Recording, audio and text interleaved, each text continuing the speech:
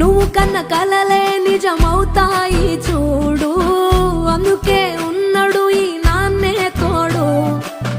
దశరథ మహారాజే నాన్నై పుట్టాడు, నువ్వు రాముడంత ఎదగరనేడు.